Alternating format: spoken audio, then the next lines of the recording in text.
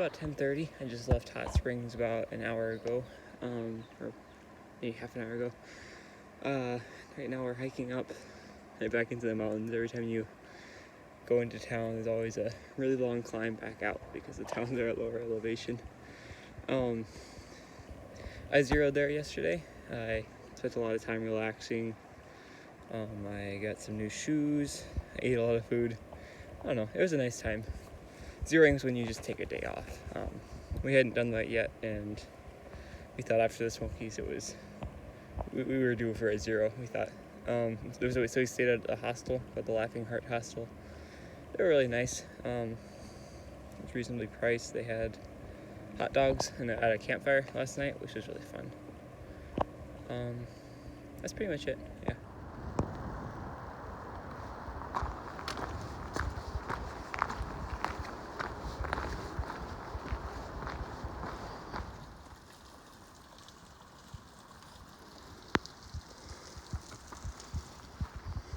Up on top of the Rich Mountain Fire Tower. It's like a little side trail off the AT. It's a real nice view up here.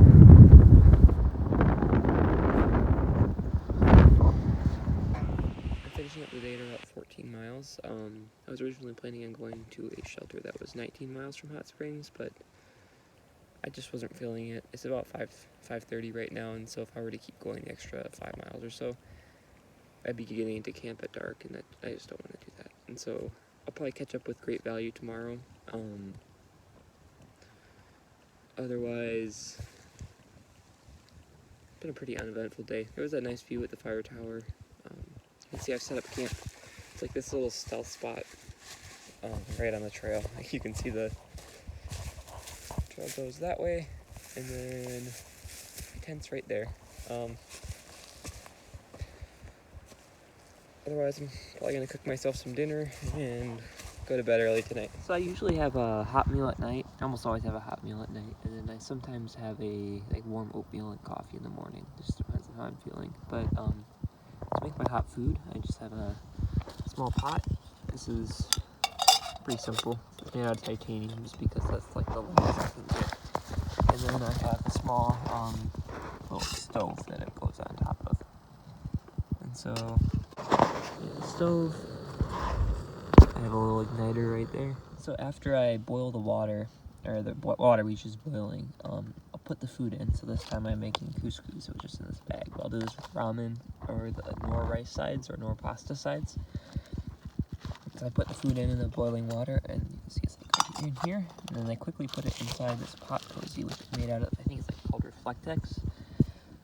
It's like a insulation for your house.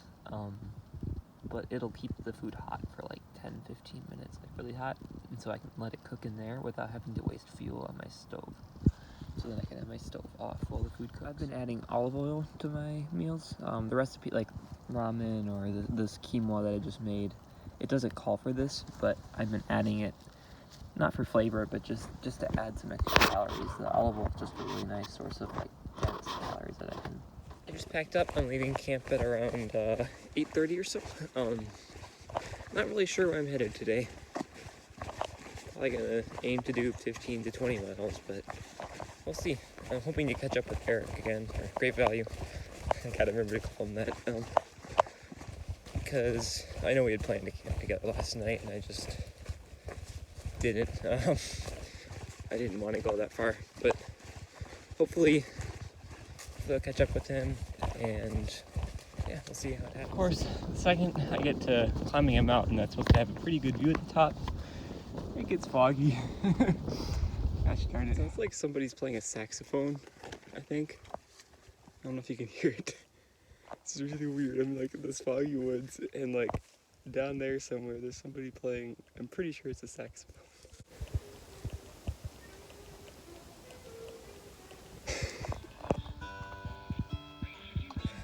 Turns out the saxophone that I heard in the middle of the woods, like we're in the middle of nowhere. Turns out that saxophone was invented doing trail magic. I guess he drove like the forest roads up here. Like we're way up in the mountains, nowhere near any road. He took a forest road up here, took him like an hour to drive up here, and then he hiked in that giant tent bunch of food, and he had like a piano and a saxophone that people were playing earlier. His name was Pike County, and he had soda and candy. It was just so nice. We hung around this campfire for maybe an hour and a half. I learned a bit about, like, he thru hiked in 2007, I think. He told us all about that, and it was just so nice. Really cool guy. Yeah. At the Trail Magic, I also met a lady named Thoroughbred, and she does like ultra marathons. Right? She thru hiked. She's a triple crowner now, so she's done all 3 of the long trails: the PCT, the CDT, and then also the AT. And so she's just doing a long section hike right now. It's called a LASH, or stands for long ass section hike. That's what people call it. But she's training to do a 200-mile ultra marathon in Indiana or Illinois. I guess only like one other woman's done it before. She has to do it in under 72 hours. So 200 miles in under 72 hours. That's just crazy. But I think that's really cool. I don't think I said this earlier, but I ran into Kevin, who also his trail name's Moonwater, in Hot Springs, and he was telling us he thru hiked like 2013. He said that this section from Hot Springs to Erwin was really boring. It's been really pretty. There's some really cool cliffs over there. You can see through the trees. It's kind of hard to show on video anything that's hidden behind trees, but you can see it in person. I forget if I said this earlier, but Kevin, or Moonwater, he's not very good at going by his trail name, but he doesn't usually introduce himself as that. But he's the guy that we met just outside of Hiawassee. We hiked with him for maybe a week or so, Great Value and I. And he had to get off trail. He hurt his knee coming out of the Fontana right before the Smokies, or as he entered the Smokies. And he spent like a couple days in Gatlinburg. But then he did like 2 25-mile days trying to catch up with us, and his knee's back and hurt again. So he's heading home to Bland, Virginia. He said that he might get back on trail. I kind of doubt that he will, but maybe. We probably won't see him again for a while. But he also said that if he doesn't get back on trail, we could see him at his home in Bland, Virginia. And I have his cell number, so I can contact him, because the trail goes right by his house. And so we'll eat dinner with him or something maybe later in the trip. It's really a shame that it really sucks that his trip had to end like that. But he didn't seem too upset about it. I don't know. He thru hiked before, and he's thinking that he'll get back out here again once he's all healed up. A really awesome thing back at that Trail Magic is the Pike County, the man running it. He had a charger, and so I was able to charge up my phone a bit, which is awesome because I've been having issues with my power bank. I thought it was broken. Turns out like the cable I had wasn't working, but anyways, I only have like 25% of the power in the power bank to get me to Erwin, which is another couple days from now. But that's all right. So it was just really nice being able to charge my phone. I got another 30 or 40% on it while we were there. I'm up here on a White Rock Cliff. It's a little Blue Blaze side trail you have to go out on to see, but it was worth the extra like 50 feet or whatever. White Rock Cliffs right here, great view. Other thing really special about that Trail Magic was that while we were down there, the fog cleared. If I would have kept going past that, or if that wouldn't have been there and I wouldn't have taken like an hour break down at that campfire, I would have come up here and this would have been all foggy, so there wouldn't have been another little side trail. You can see we're on like the edge of the Appalachian Mountains, and then it just gets really flat. Like way over there you can see these like towns and farms. Looks a lot more populated.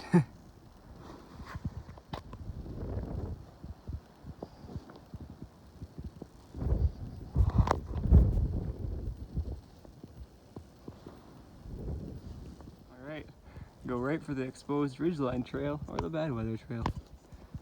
We're definitely going to take the exposed ridgeline. There's no bad weather and it'll be beautiful.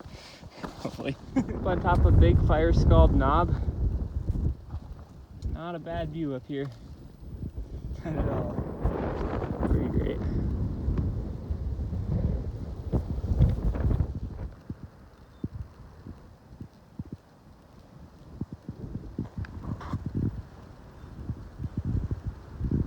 This last section's been really beautiful. Up in this ridgeline. We're just rock scrambling. Like, this is really steep and kind of slippery on these rocks. You can see why they have a bad weather route. I was just talking with a guy named Brick House. Brick Wall. I think it's Brick House. I think that's his real name. But he and I met yesterday, I believe, maybe the day before. We hiked together for maybe an hour or two, just talking about stuff. And I guess he's going to Asheville, which is like a 45-minute drive from a gap that's maybe 20 miles from here tomorrow. And so he invited me and Great Value to go to Asheville with him. He's getting driven over there with his family, and they're just going to spend the night, an evening, and a morning there. I'm not sure if I'm going to do that. I got to talk to Great Value about it. Just decide if we want to do that. But I think it'd be really cool to go visit there. I've been there once before, and it was really nice. And the only thing is I don't want it to... I know stuff's expensive there, so I'd be a little afraid of like spending a whole bunch of money there. But on the AT, there's shelters probably every 8 to 12 miles or so. I'll usually end up staying at one. I usually don't stay in the shelter because there's mice and COVID's a thing, so I don't really want to sleep next to people. And I don't sleep very well in them. I stayed in a couple in the Smokies when it was really rainy. But this is what they usually look like. So there'll be a couple tent pads. It'll be next to some water, so I can put my tent right here. This is, I would say, a nicer shelter. It's one floor, but it's pretty well built. It doesn't look like it's leaky or anything. And then you walk over here, and there are some bear cables. So when you're out here, you gotta hang your food every night or put it in a bear canister, but most people hang it, and so the bears don't get to it. And if you're just camping, you have to do it on a tree. But the nice thing is a lot of these shelters will have bear cables like these, and so you can attach your bags to them, and then you don't have to worry about finding a good tree to hang your food on. Some of them will also have like a bear box, which is just like a metal box that the bear can't get into, but the cables are a lot more common. In my experience, there's usually around probably four or so people, maybe 6, that end up staying at a shelter each night. But I think that can vary a lot. I mean, if you're in the off season, you'll usually have them to yourself, I think. And then, like, we're ahead of the bubble, it's called, which is just like the bubble of like a lot of thru hikers. And so if you're like in the busy season, right in the bubble of a lot of thru hikers, then I think the shelters fill up. That's at least what I've heard. Last Sunday, 2 days in, he decided to give it up. I have a bit of a later start today. Heading out around 8:45 or so. It's supposed to rain a lot later, so we need to be able to get inside a shelter tonight. I think it's supposed to be like 70-mile-per-hour winds and maybe possible tornadoes, and so I don't really want to be in a tent or a tree could fall on me. But so I'm gonna be hiking real quick today. I'm trying to get to a shelter. It's about 19 miles from here. I think that's the one we're aiming for. I'll see how it goes. Well, it just started raining. I think it's supposed to get a lot worse in a bit too, unfortunately. Let's see the rain. I don't know.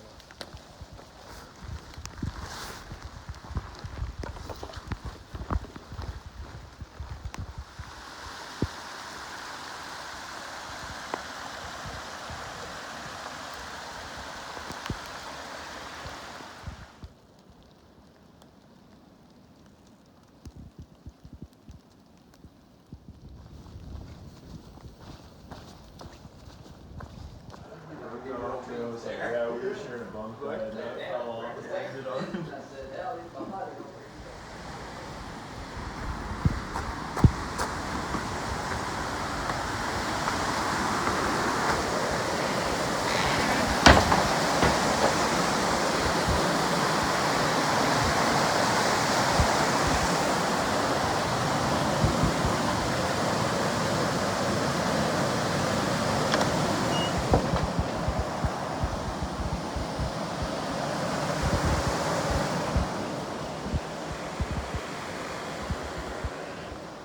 hitting the trail around 8:45 or so this morning. Last night we ended up getting a ride or a shuttle to a hostel, Nature's Inn hostel, because there was a really high wind warning. It was storming. There were supposed to be like 70-mile-per-hour gusts, and we could have probably gotten to the shelter, but if the wind would have been blowing into the shelter, because there's like one exposed wall, we would have been soaked all night because the rain would have poured right in. And I don't think it would have been safe to tent because I didn't want like a tree falling on me. There was supposed to be a lot of downed trees. And so we ended up just going into the hostel. It was like $20 a person for a cabin, which was nice. Nothing fancy. And then now we're back on trail again today. It's a beautiful day. It is supposed to rain tomorrow, but that should be okay. The rain wasn't really the problem. I was afraid of the wind. And there were supposed to be tornadoes, but I think they weren't. It was like a watch, not a warning. We're hoping to do like 24 miles into Erwin, Tennessee today. Great Valley really needs to resupply, so he kind of has to get there today so he has food. So today will be a really long day, but I'm feeling good and the weather's great, so it should be fun.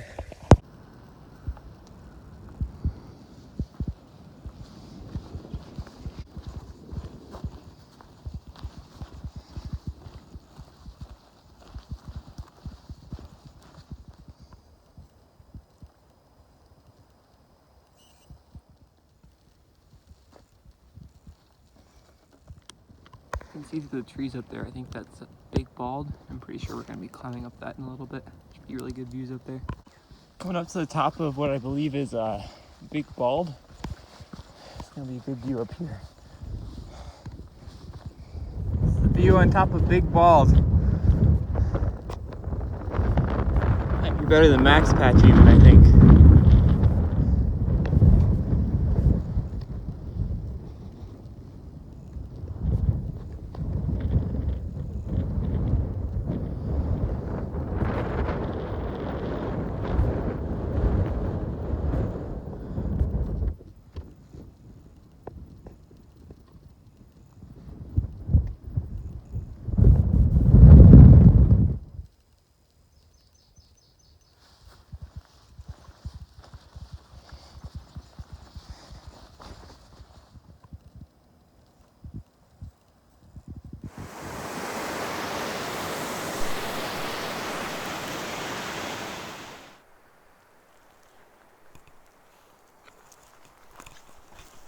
Pulled into the no business shelter, it's called. At about 18 miles for today. We were planning on making it to Erwin, Great Valley and I, so I'm gonna keep pushing. It's another 6 miles to Erwin. I'd really like to stay here tonight. Then I wouldn't have to worry about where I'm gonna stay tonight. There's no really campsite in Erwin, obviously, because it's a town. There's a hostel, and I can put my tent up there, $15 I think it is, and then I can get a shuttle into town and laundry. So I might try and do that. Cause I don't need to stay in a bunk or a bed right now. I mean, it just doesn't matter. I only have one.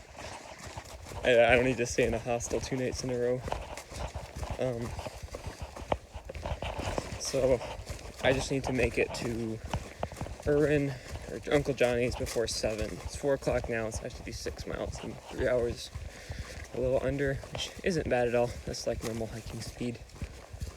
I'm standing on top of a bunch of rocks, and you can just hear the water rushing underneath them right now. So it's like a river underneath these rocks, I think.